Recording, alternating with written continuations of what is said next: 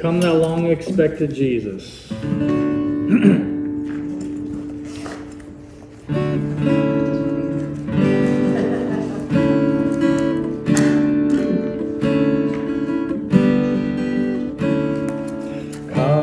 thou long expected Jesus, born to set thy people free from our sins and fears. Release us, let us find our rest in thee. Israel, strength and consolation, hope for all the earth thou art, dear desire of every nation, joy of every longing heart.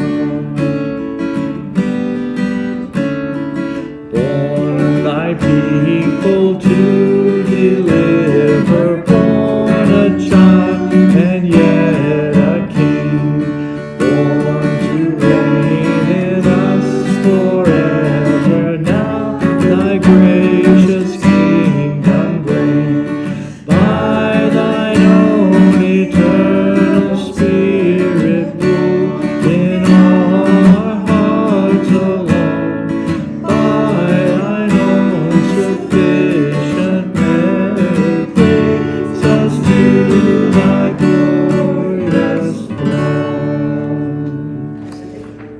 Let's pray. God, we're grateful that you are here with us today, and we are longing for your advent, your coming into our lives. That's what this season is all about. Help us to see where we need you. And as we look through the scriptures and as we consider these steps, we ask that you would guide us by your Spirit to enhance our relationship with you and one another. In Jesus' name we pray. Amen. Amen. All right, welcome, welcome.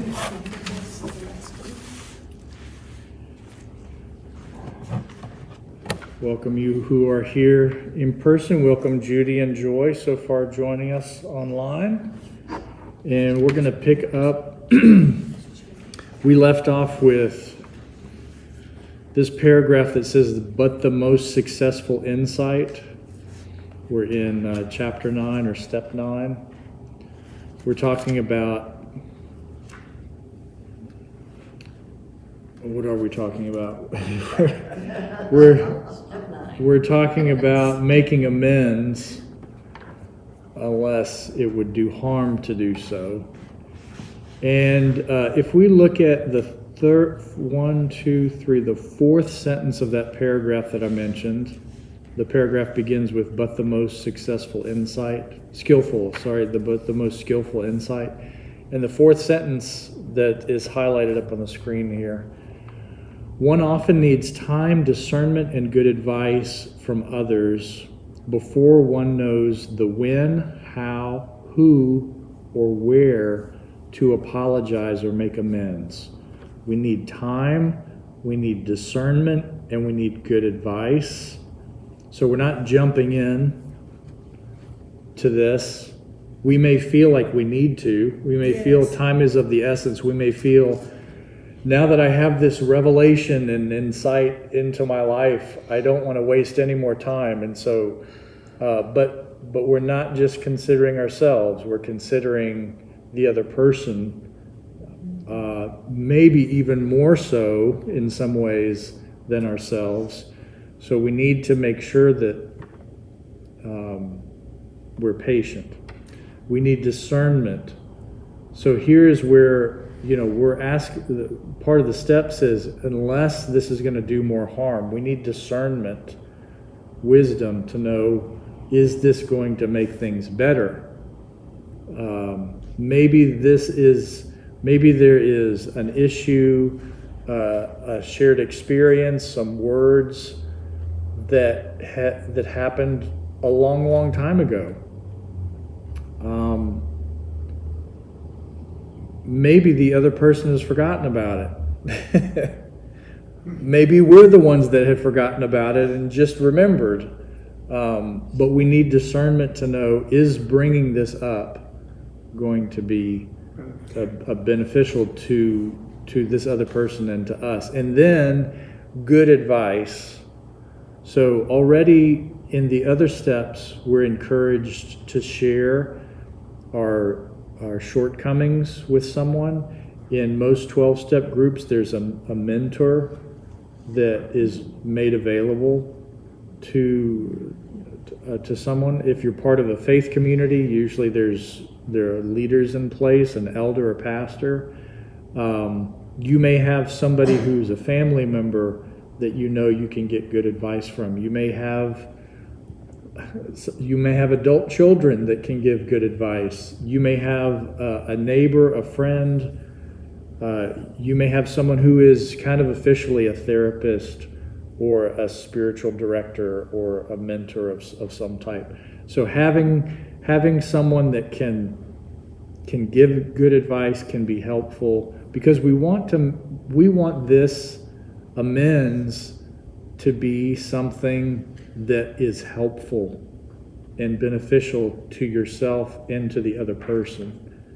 And we may come to the conclusion that though you were thinking about this person and though you have this experience in your mind, it needs to be left alone. It needs to be buried. It needs to be accepted for what it was, even though we wish it would have been better. And that may be a part of making amends. Making amends might be not bringing it up again, and that means you're leaving that relationship, though it may be at not a great place.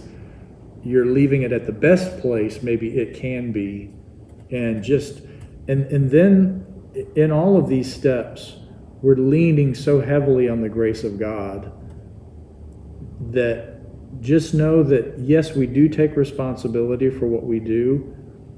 But there are so many things that are beyond us and beyond our control and beyond our responsibility. This is like what the Serenity Prayer is about. It's knowing what's my responsibility and what's not my responsibility. What is it?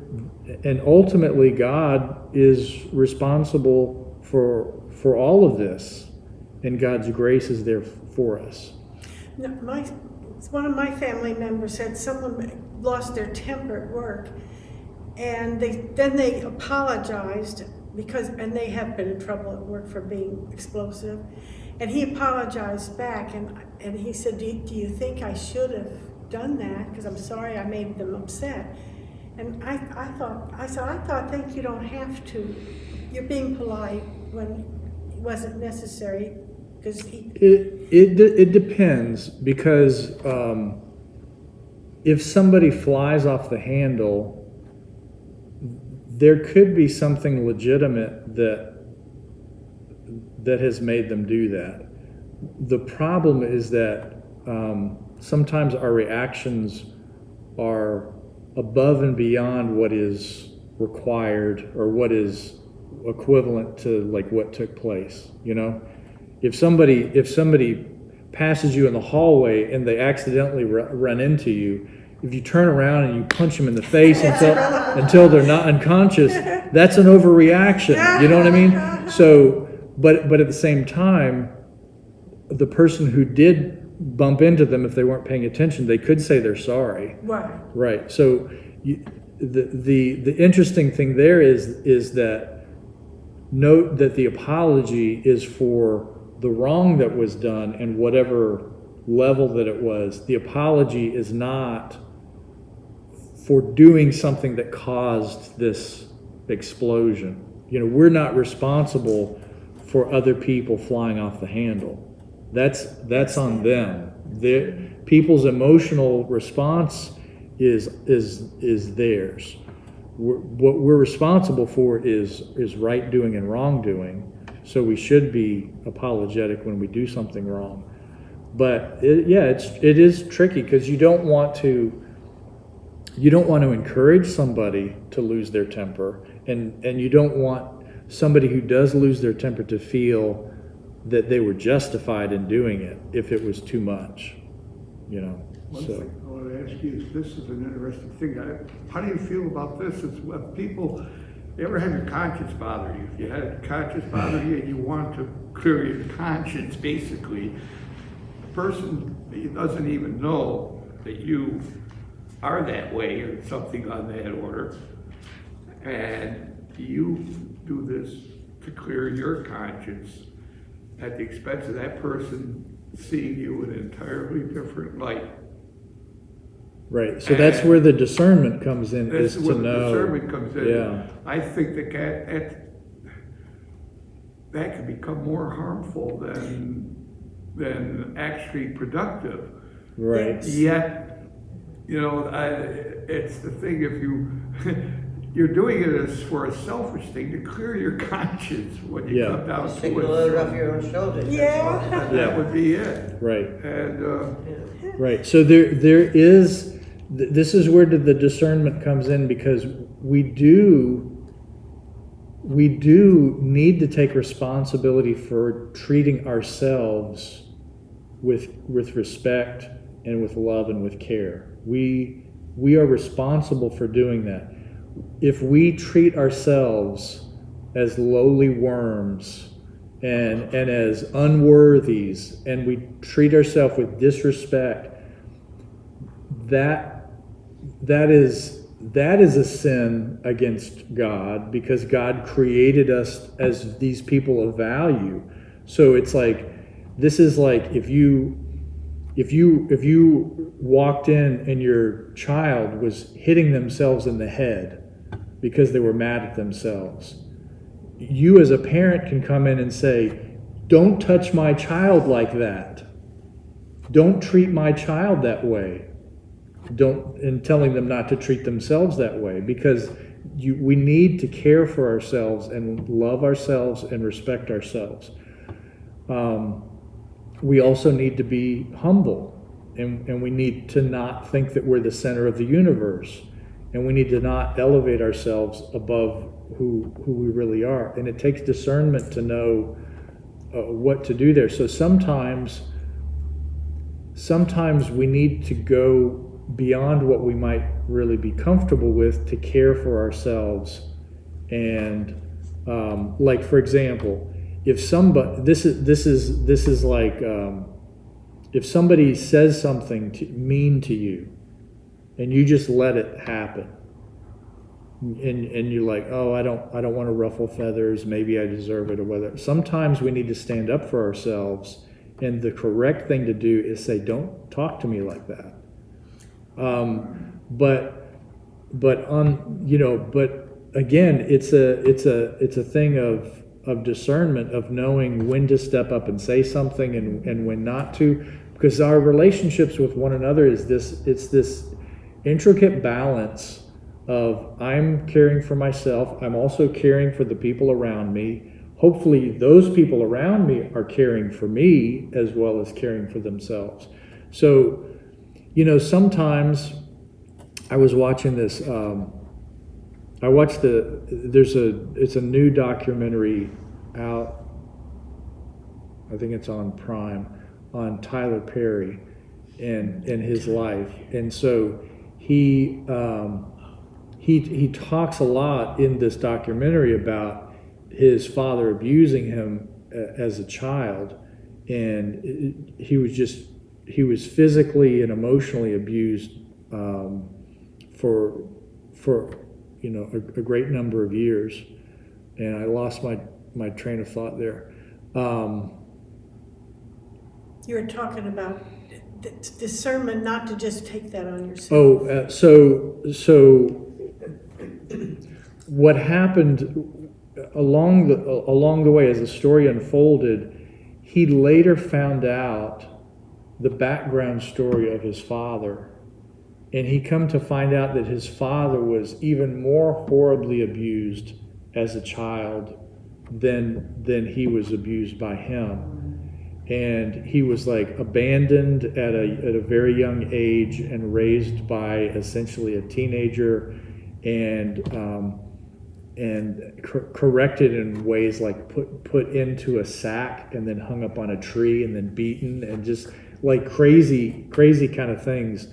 and then turns out to be a parent, and then lashes out with this temper on this child. So the point being, we all have our own lives to be responsible for. So what we see in this case is that Tyler had to come to the place where he acknowledged what happened to him. He acknowledged the wrong that took place and the pain that took place. But then he also took steps to care for himself and to stand up for himself and to change anything about himself that would make him to be an abusive father to his child. So it's like, it's completely unfair for a child to be born into these circumstances that are beyond their control, where they're born into a life of pain and misery. But at the same time, each one of us as human beings still have the responsibility for our own life at some point. Now, it may take a long time before somebody can wake up from the abuse and pain that they've experienced and turn back around and then have to care for themselves to get themselves to a place where they can be good to others. So if we look back to his father obviously did not take care of his own pain and painful experiences of abuse, and ended up, he may have done a better job than was done to him, but he still ended up kind of like inflicting pain upon other people along the way. So this discernment part is really, this is the tricky part of what's good for me and what is going to help me. On the other hand, what's good for this other person and for their life. And sometimes I need to step up and say something, and sometimes I need to just be quiet. And don't you find it goes through generations though very often? Being passed on to generations? Sure. Yeah, absolutely. It's in the Bible. The scripture is used a lot of times. I think it's from Deuteronomy, where God is speaking to the people of Israel and says, the curses will be passed on from parent to child for up to 3 generations. Oh, yeah. But the part that's left out often is further on in the same text. It says, but my blessings will be poured out to the 1,000th generation. So that's a real important difference. Yes. Everybody brings up the curses and talks about how, they're being affected negatively by, their parents and grandparents and great-grandparents. But if we're bringing the scripture into it, it says, but the blessings of all these ancestors we're reaping those as well. So I think that's interesting that it's written that way, that it's not 50-50, It's the blessings go to the third and the curses go to the 3rd generation. It's mathematical. No, it's not like that. It's almost like this hyperbole of like God telling us goodness will prevail and blessings will prevail. And yes, there are curses and they will affect you, and they'll pass on. There's people that oftentimes when they use their faith in their walk of healing of their own life, they'll talk about breaking the curse and talk about how this curse was passed on to me, but I'm going to break the curse and I'm not going to pass it on to my kids. It's where I say it stops with me, and that's where a person decides, I'm going to dig in and I'm going to do beyond what is called of me in terms of responsibility for my life and the people around me, and I'm going to make sure that people around me are taken care of and not affected negatively. Now, is that possible? Robert Schuer, if you ever heard of him, he was a preacher there. Mm-hmm. Every before I had Saturday night. religion, you know, and all that, I used to really admire a lot of things. And there was one thing he said that was really, I mean, there's a lot of expressions that I literally incorporated in my life. And one of the biggest ones was turn your scars into stars. Yes. I Right. love that one there. Right. That was really Yep. like, you know, That's one great. of the things Heard there that it just resonates. In other words, to turn a negative experience into a positive. Absolutely. As far as the curses go, though, and this is the thing, is we are a product of our second and third generation, because we're not technically from our parents, because we take that into total consideration because we've been really close to it. Right. But we don't know what happened with them, again, what you just said. Yep. And then what happened actually to them, to their, why they had it. Yep. And that's why they always use the second and third generation, because actually it's a cause and effect thing. And how you break that cycle, in other words, or, you know, break it, it's more or less of a lesson. You can't stop the thing from happening to you, Yeah. but you can stop the way you react to it. Right. Right. And that's the right. thing. That's what Jesus basically taught us. In other words, it's not Yeah. like what you say. Somebody hits you in the head and all that. You can, your thing is to hit them back. In other words, that's what the accepted thing in society is. That's like what we have stand your ground laws in this state for. Right. But the point of it is what Jesus said, agree with thy adversary quickly while you're in their presence. Yeah. That was one of my things I read and learned with that was really, it really is, it works. Yeah. It really, truly does. It diffuses situations. Yeah. It stops things. Now it's challenging because I think what we tend to do is we tend to do the pendulum thing. We tend to do the pendulum thing. So if we experienced one extreme, then oftentimes we tend to go all the way That's right. all the way to the other side. We had some neighbors when we lived in Michigan and had kids around the same age. And we remember having conversations with the parents of the family that lived next to us.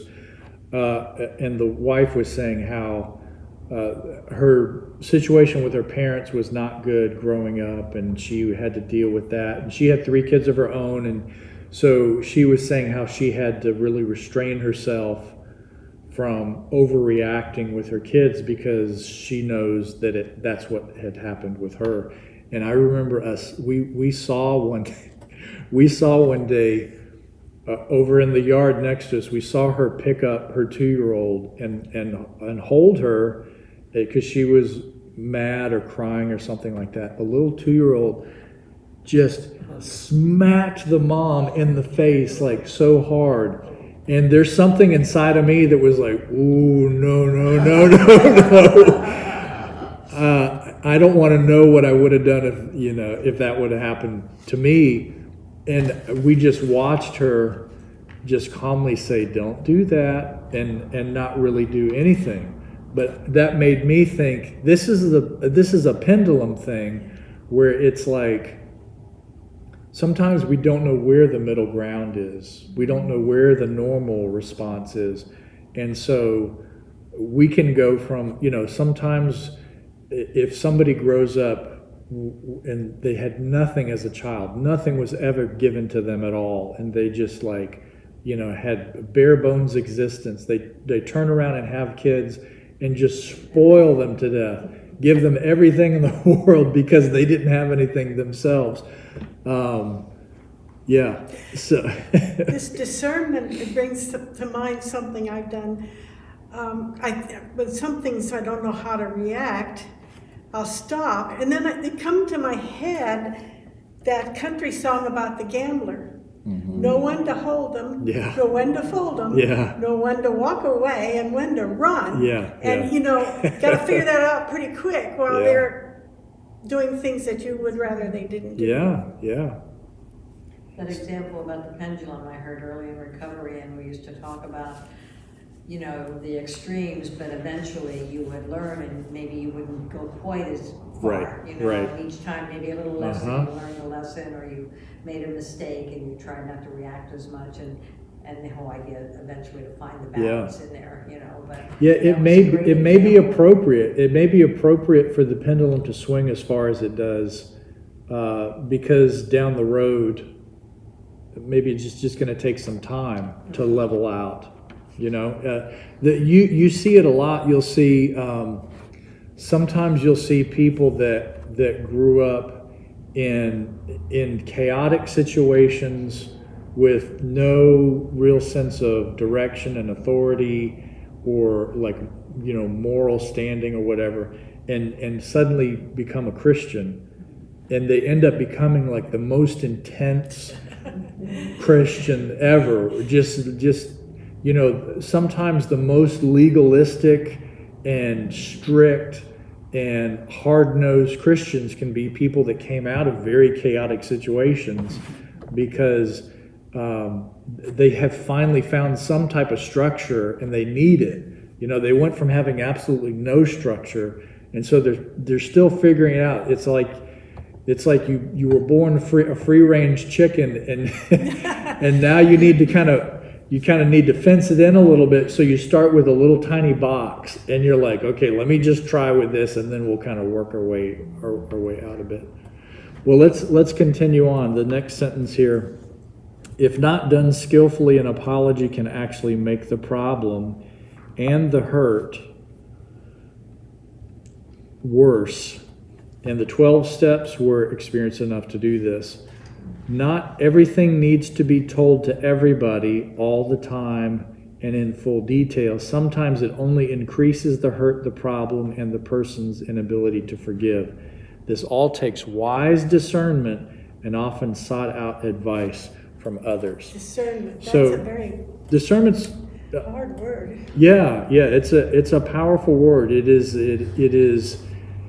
the ability to decide what is right and wrong, what is correct and incorrect, what to do, what not to do. I was in a prayer chain most of my life, and one time they asked us this very big Pratt Whitney engineer's son, they asked us to pray for him because his wife left him. And I thought, I can't, and then we were praying if she'd come home. And I thought, well, I don't want to pray if she comes home. What if he's not treating her right? Well, I didn't know what to do, so I just thought of them. And then I turned out that he visited the church, and I, as evangelism chairman, was to go see him with another person who went with me. And he came out to the car as we were leaving. He said, please pray that my wife comes home. I won't hit her anymore. And I said, I'm going to pray for you. That I'm afraid that you find a group to help you with that before she comes home. Yeah. Well, other lady with me said, you're not supposed to give them advice. We're just members of the church. But I felt like I had to say it. Yeah. Just making a comment is different than becoming somebody's therapist. Oh, okay. You know what I mean? Yeah. In general, with prayer groups, there is the encouragement not to make it a counseling thing or a gossipy thing or whatever.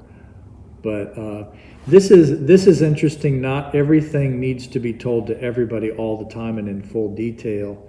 So I'm imagining when we do make amends and we do decide it will be, it's not going to do harm or more harm, and we start to engage in an amending conversation with somebody, attempts to amend, when we kind of are sharing our experiences with each other, here's the part of how much do we share of what was happening internally with us during the experience that caused the problem. So we may, let's say years ago, we got into an argument and I said some things that I shouldn't have. The other person said some things they shouldn't have. We stopped talking to each other, right? So that's the thing that we're revisiting. When we come back to revisit that, we may talk about what we said to each other, but then getting into sharing more information about, like, well, let me tell you why I said what I did. This is what I thought about you at the time, and this is what I was feeling at the time. And this is, so here's where there could be some discernment where you may say, well, let me share with you, I didn't tell you then, but at the time when I said this, I was kind of jealous of you and envious of you. And I come to realize that, I just wasn't happy with myself, and I took it out on you. And so in that way, we're kind of sharing more information that can be beneficial. We could also turn around and say, for about 10 years, I really hated you. And when you came into the room, it just like gave me shivers up my spine. And I wished bad things. I mean, that may not be helpful to bring in, sharing those details, even though that's a reality for you. And that's kind of a part of the thing. It may not be helpful to bring in. That's just one example of sharing full details with I did other people. yesterday, and I was nasty to a girl. She had hurt my friend, and I was taking it out on her, which I had no business doing, and I knew it. Oh, that's helpful.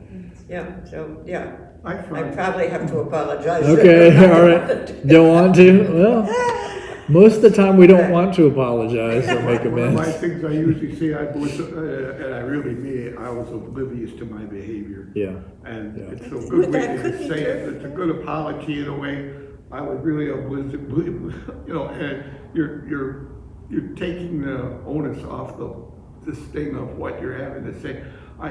And honest to goodness, a lot of my things that I've had to apologize for, it's because truly I am oblivious, in other words, sometimes to it. I'm not observing, in other words, what I'm saying or doing. Sometimes I go overboard. Right. Consequently, I've got to, then that's my apology. And it's an apology without being, I don't know how you want to put it. You're putting it on yourself rather than on the other person. Not making- You're yeah. removing the whole blame and taking it onto yourself to a degree, but not taking the thing there that you meant it in a mean way. In Yeah. other words, it's something. I Yeah. found that out so many personal times. Right. I played ice hockey. I used to be they always loved me on their team because I had a mouth. I could agitate people. and they would, I get it to the point where they punch me, in other words, go after me, and then they pull 2-minute penalty, in other words, or 5-minute. What if they started pounding on me? And I didn't retaliate. That made them even mad, worse, in other words. And I used to do that. In other words, after the game, I'd be, there was nothing to apologize about, but there were some people that would carry it. Because I got pretty personal with some of the things that were trash talk. Yeah. There, and they kept it with them, and Oh. that was the Took it part. into the parking lot after the game. Oh, well, yeah, I know. I also for the next game, if I ran into them or something, they're holding this grudge. I mean, there was always the come payback, but it wasn't in a mean sort. But then there was the one where they really took it to heart, what you said. Right. And Well, sometimes, like, my wife and I joke with each other and make fun of each other, right? Mm-hmm. So, but then sometimes it's not funny. And sometimes we get in trouble with each other. I just got Because it's like, sometimes, I have made fun of her and said some things, and then it's like, she didn't laugh. And then, I just had to go back and say, like, I thought you would find it funny, and I'm really sorry that I made a joke about it because it wasn't funny to you, Now, sometimes it's a joke that would have been funny on Monday, but not on Thursday. You know what I'm saying? Sometimes it's not the joke, but it's just the timing, the delivery of the timing or whatever. But then sometimes there are some things that it never would have been funny. it never would have hit. It never would have been funny at all. Does my butt look too big in these pants? Yeah. Don't even say it. Yeah, just disengage. What I'm about when sorry, I you didn't say hear. something as a compliment and they take it offense to it? It happened to me yesterday. I made a remark, you know, because she was saying, you know, that she's talking about, oh, all the people think that I, you know, because she takes care of her hair and everything way. She's in rehab right now. I said, yeah, you're the, you know, in other words, I told her, I said, you know, I guess you're the Katie Andrews of, that Katie Andrews was this woman that lived with my mother's next door neighbor. And Okay. she's going to be 103 years old. Okay. Meticulous in her dress and everything, and everything right there. She got really upset with me yesterday about that. She didn't How can you like- compare me to Katie. Didn't Why like the ever- comparison. And I thought it was a compliment. In other words, 'cause we always used to say, "God, I can't believe she's out there painting It's- the house with a it's- matching outfit." It's very rare that comparisons are taken as compliments in my experience. There was this is, I have to share this. We went to a Christmas party at the church gathering up in Michigan. And so there was a couple that was there that they were not members of the church, but they occasionally came and did stuff in social gatherings and things like that. And the husband greeted us, gave me and my wife a hug, and then he made a comment about her perfume. He's like, "Oh, I really like that perfume. What's the name of it?"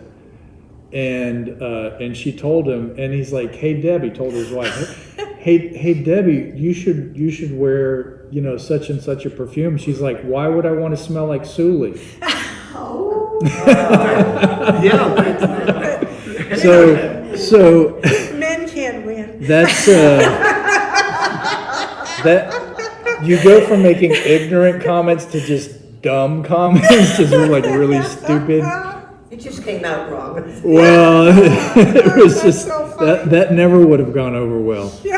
That never would have gone over. Goodness. That's funny. All right, let's continue on here. So we're not sharing all details. We're being discernment about this.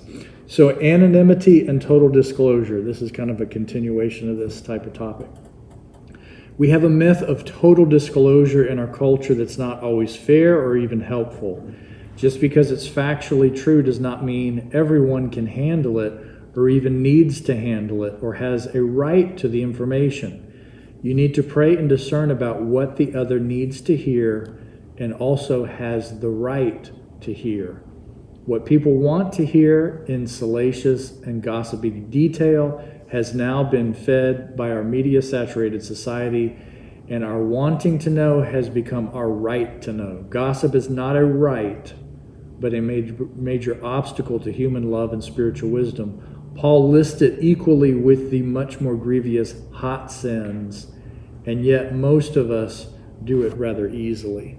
Well, gossip is a word that really has me confused because just the fact that we share things like in a group like this to try to grow in our ability to handle our relationships in a positive way. Right. Some of that sounds gossipy. Yeah. Now, when I read the Ten Commandments, it says, "Thou shalt not bear false witness," which to me is where gossip goes when you're trying to exaggerate it, or I just don't know where I put that. gossip word. That's tricky. There's so spreading lies about somebody. Maybe that could fall under the gossip category, but that's more.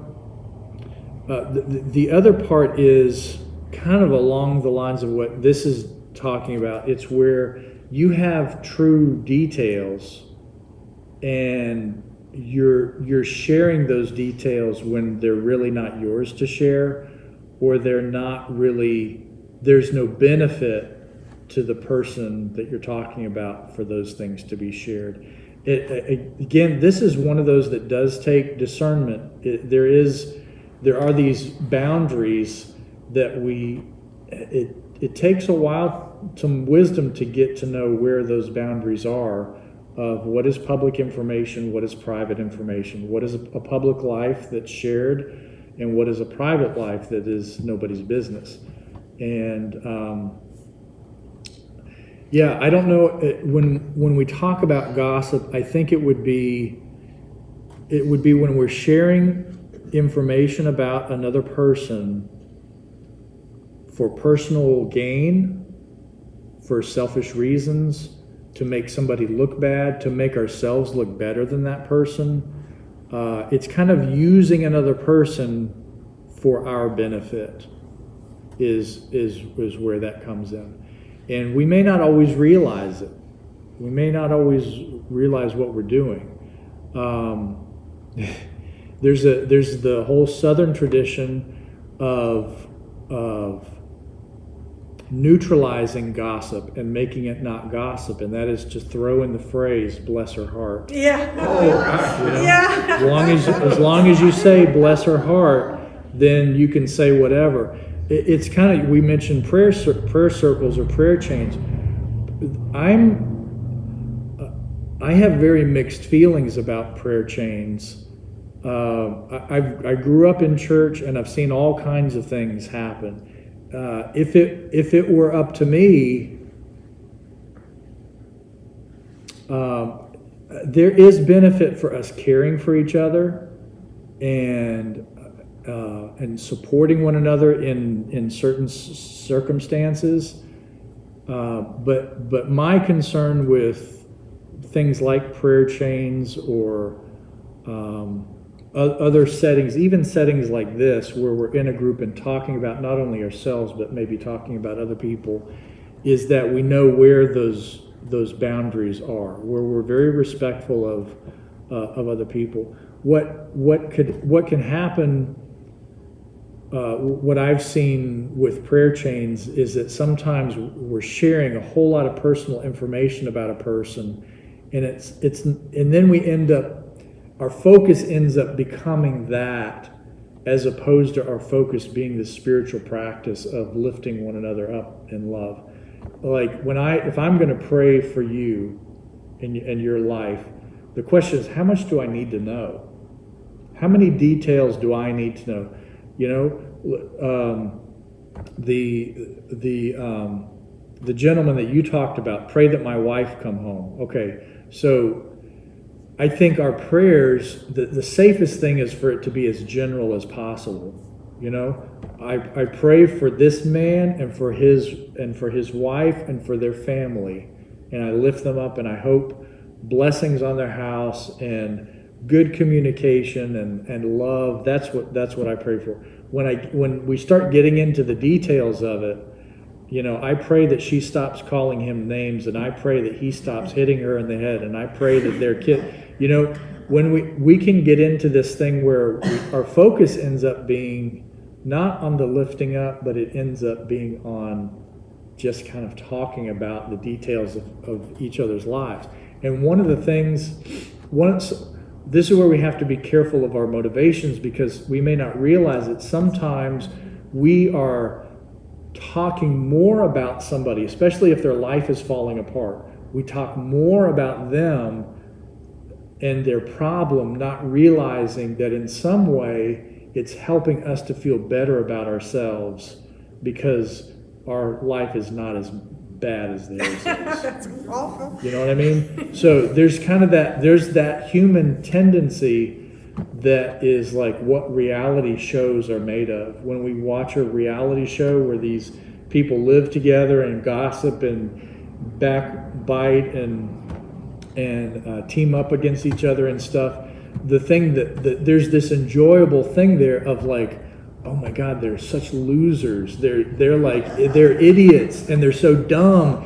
And I'm sitting on the couch here and I'm not doing any of these things. And it makes me, you know what I'm saying? It makes me feel superior. Yeah. So that's kind of the thing that can take place when we talk about other people. And that's where discernment comes in. We need to understand ourselves and why we're talking about these things.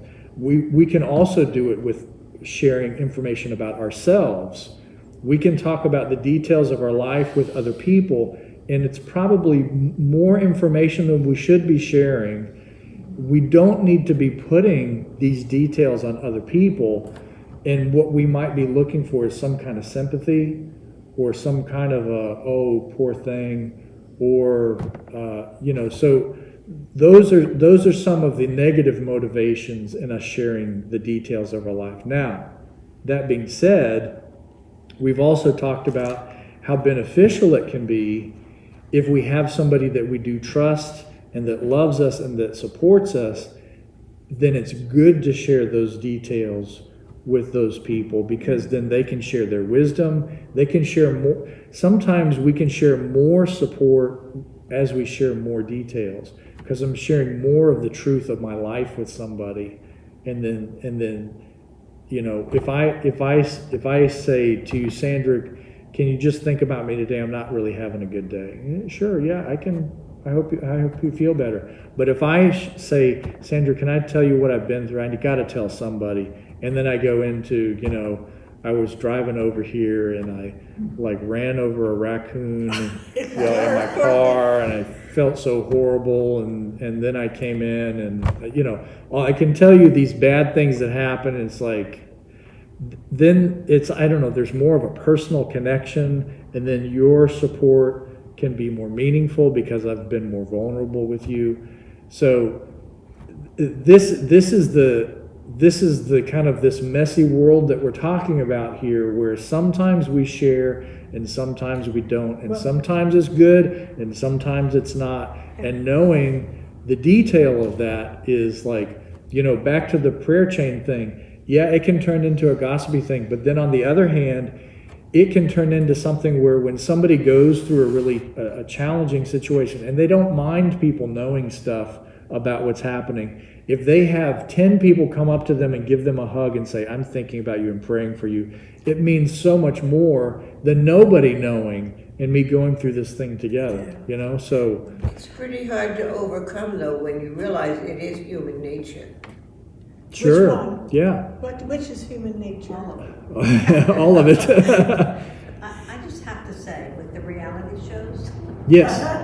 I'm sorry, if you put yourself on national TV, there are consequences, and people are going to judge you and look at you, and I'm just making, because it's entertainment. Oh yeah. But the other side. I don't feel bad. I don't feel bad when people cry about, they didn't pick me. And I'm like, you're just dumb. You're just dumb. You're dumb. What are you doing dating in front of the whole world? And then it's like, you knew you had a 50% chance. If you ended up in the best spot, you get a 50% chance you're going to go home looking like, pathetic, because you are. Example, but it was just funny. I had to make that comment. Yeah, that's true though. It's I have to add a little bit of the rest of the story. About 5 years later, the people we knew from church moved away, and he wrote my husband an email. I want you to know that your wife was the best evangelism chairman I've ever known. And Oh, he went that's to church his big. whole life. So it did not hurt them what I said. Yeah. The wife ever come back? What? Did the wife come back? I didn't care. Just There's enough mess in my life to even watch these stuff. I gotta worry about other things. Yeah. Did you finish what you're going to say, or you did? Or you're just going to No, make I the was just going silly? to say also about sharing with someone. I know for me, what I kind of learned through my experience is that I can't trust everyone. Some people are really trustworthy, and that's something I learned along the way, and who I'm willing to share my, deepest things with. But also, when I share something, it's not mine anymore. I have no control over it. So Right. I have That's to be good careful to who know. I Yeah. share it with. That's right. If you want something to be a secret, don't tell anybody. That's the key. That's the key. That's right. Because as soon as it's out, it is human nature. And sometimes people will intentionally spread something. Sometimes they'll forget and just say it, When I was young, though, I learned so much from people telling me about their own lives. I thought everybody was perfect, but my family. Then I find, everybody else has got problems. That was really relief. Of course, Yeah. If we watch our tendency to control information and control details of information, that can be another thing that we need to be aware of. When we're sharing details, so in the media we call it spin. So there's a way to share the details in a certain way and leave certain things out and make sure to highlight certain things, that we can be kind of telling the story in a different way than maybe is reality. Maybe that's kind of goes into the gossip territory, where it's like these details get turned into something else. If it's too much fun, it's You know? gossip. Yeah. You wanna know the note in my book? It says, just don't do it. Sometimes we may give ourselves a litmus test or something, which is like, would you say the same thing if the person was standing here right next to you? Oh, yeah, You know that's what I a mean? good one. So if you're going to talk about your friend and share it with somebody else, would you share those exact same details, or would you change it a little bit? And if you would change it a little bit, then we have to go back and ask ourselves, why would I change it? What am I doing with this information and the way that I'm sharing it? What is my motivation? And why am I sharing this, and why am I sharing certain things and not other things? So these are things that we may come across when we're looking to making amends. Ask ourselves, why would I share certain details and not others? Yeah. I think our country right now is in an adrenaline addiction. Just anything that gets me excited, I want to know Oh about. yeah. Well, yeah, we're all addicted to dopamine. We're addicted to the feel good hormone or chemical or whatever it is, and we're probably, in some ways, maybe we're the happiest generation that's ever lived, because we have so much stimulation. I mean, we've got, if anything, we've got like access to all kinds of food that can make us feel all kinds of joy from all over the spectrum. And then we have all kinds of relationships. We can keep in touch with all the people we've ever known now through this crazy thing. We can talk to people from kindergarten and from when we were 5 years old, to the people we were in college with, and the people that, we lived in midlife, whatever. We can talk and share with everybody, and we can share details in ways that are beyond. It's not just my word. I can make a video and show it, and I can type it out, and I can, so there's this way of communicating has increased. It is good for us to note, gossip is mentioned in the New Testament and the Old Testament a lot. Talking about one another in ways that are not healthy for us or for the other people involved. That's kind of the gossip category. When we talk and share our information with one another, and it lifts up ourselves and it helps to problem solve in a good way, that's fine. But when we're actually, trying to elevate ourselves, trying to put someone down just a little bit, trying to expose people, trying to influence how other people treat somebody, these are the things that would be considered gossip. And I think we're becoming aware now, in our generation, we're becoming more aware of the mental and emotional impacts that our words have. I grew up, sticks and stones might break my bones, but words will never hurt me. Actually, that's BS. That's not true. That's not true. There's studies, I've seen recent studies that show that mental abuse can do more harm than physical abuse sometimes. So words can hurt even worse. Now we're also in the world of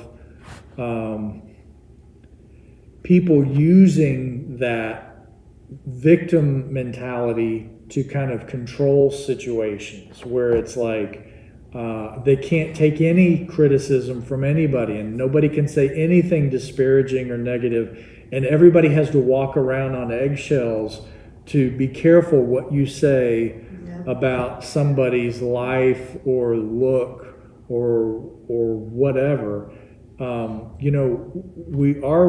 The pendulum is swinging to show how devastating our words can be, but at the same time, we're also kind of getting locked into not being able to be free with our words.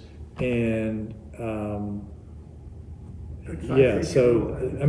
it'll work itself out. The pendulum will keep, swinging back I think and it's forth. editorializing the actual event that we're trying to convey.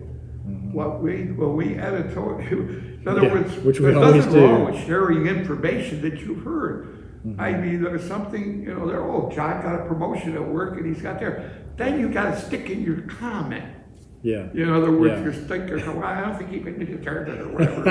In other words, then it becomes gossip, and then that goes on to the next person. Yeah. He didn't deserve it, and it eventually becomes totally distorted from what it is. Yeah. But sharing information, gossip can be, you can do it in a positive way. Saying, oh boy, if anyone deserved the promotion, John deserved it, in other words. And, There is something, I don't think it's exactly gossip, but there is a phenomenon today, the phenomenon of opinion sharing, that is like, it's kind of the nature of social media. It's not just communicating facts or information, but it is sharing opinions. There's a lot of opinion sharing. So we're kind of at a place in human history where there's more opinions from more people that have been shared with everybody than anywhere in space and time.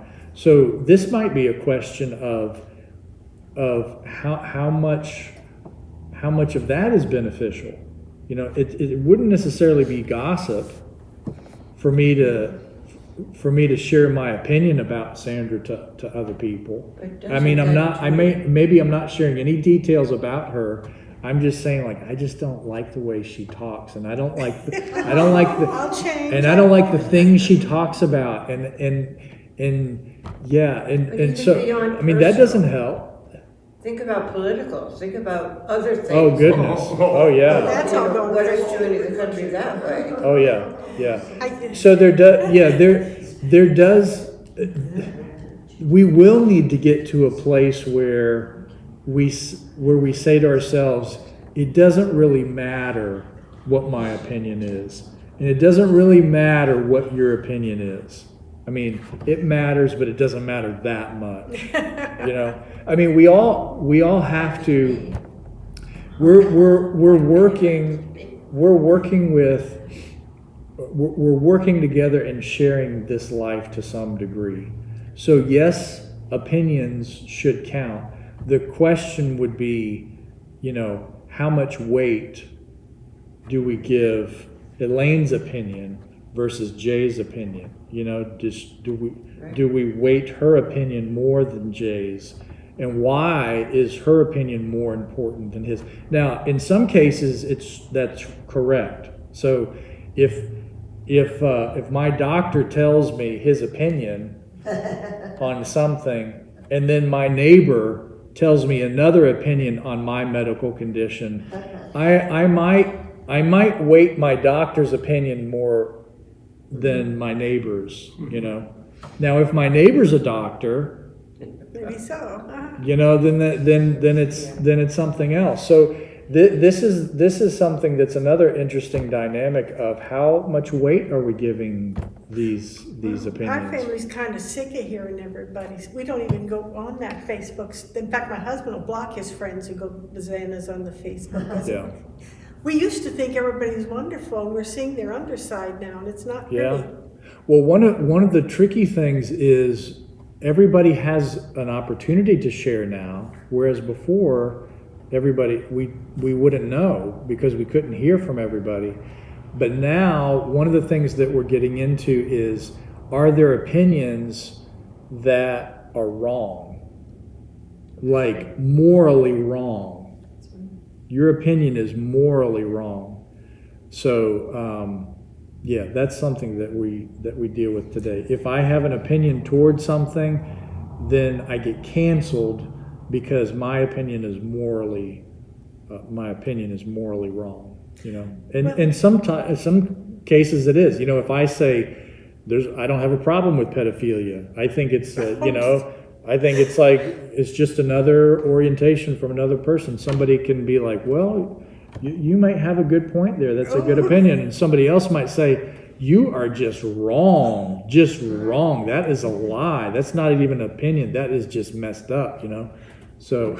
Well, we've had so much trouble with our friends because they're old. We wondered why. And we said because when we were young, we played with their children and talked together and we had a fun. We didn't sit around and just wring our hands about things. Right. What were you going to say, man? Just a couple of things running through my mind. When you mentioned about Tyler Perry, a lot of his plays and movies were about forgiveness. And one character where he dresses up like grandma, Yeah. Medea. That's who in Tyler one of the Perry is. movies, she said she's talking to one of the younger folks, and she's saying how. You know, just because someone tells you that you are this or that or of a certain nature, whatever, that doesn't mean that you have to own it and claim it. And what I say is that people can say anything to me. I mean, whether I walk away or whatever, is not, I mean, I'll listen to what they say, but that doesn't mean I have to claim it or believe it, you know. And there's another thing that he does when he's dressed like Medea is that she'll listen to what, you know, was being said, and then that's it. She'll just like, oh no, I can tell you right now, you know, and she'll say her truth, you know, which she believes to be the truth. And the thing about praying about folks is there was a pastor one time, and he said, people were always saying to him, oh, please pray for me. And he goes, pray for yourself. You know, and I guess he means like, you want me to talk to God for you? Why don't you try talking to God? And I think that was his intention. Right. I mean, he said it kind of comical, but that was what he meant. Something I've tried to say over the years is there's so many types of prayer, and we should be engaged in all of them. And one of the types of prayer is naming needs that we have in our life, things that are not currently a reality, but we want to be a reality. You know, I'm sick with a cold and I want to be better. So I may share, please pray that I get over my cold, you know? So that's one type of prayer. And I never want that to be, I never want our thought to be that that's the only type of prayer, is us asking God for stuff that we need that we don't have. It's not exactly like Santa Claus, but it's kind of like Santa Claus, where it's like you're asking for something that you can't get for yourself. And the idea of prayer being me asking God for something, that is a type of prayer. But you wouldn't say in your relationship with your spouse or your best friend, you may ask a favor of somebody, right? If your whole relationship is based on you asking favors of the other person, what kind of relationship is that, right? You don't want that to be everything. Yes, I want to be able to go to my wife and say, I need a favor, sweetheart. You know, I need something from you that I can't get, that I can't do on my own. I need your help. But if I never talk to her unless I'm asking for help, that's kind of a messed up relationship. And that's what I don't want our relationship with God to be like, is like we don't talk to God unless we're saying, I need help with this, or, oh, thanks for the help. I need help for this, and thanks for the help. And then that's it. You know, it just needs to be much broader than that. I'm glad you brought that up because I didn't know who Tyler Perry was. Oh, okay. Some of his stuff is different. Anyway, and there was one other thing about the gossip is, you know, that old line about if you have something to say about someone, come sit next to me. And I say that yeah. joke That's more right, than- yeah. Yeah, we learned when we moved to this small town in Michigan, population 5,000 people, 2 stoplights. Yeah, we heard many people say this. Not just one person said it. If you're going to talk bad about somebody, just be real careful because there's a good chance somebody is sitting nearby that's related to them. Yes. Yeah, yeah. All right, we're doing verse 2. Oh, I Of the forgot to first pick up my Noel. glasses. Let's. Verse 2 only? Yeah, verse 2 only. Let's try it. I don't know if this is going to work out. Let's see. They looked up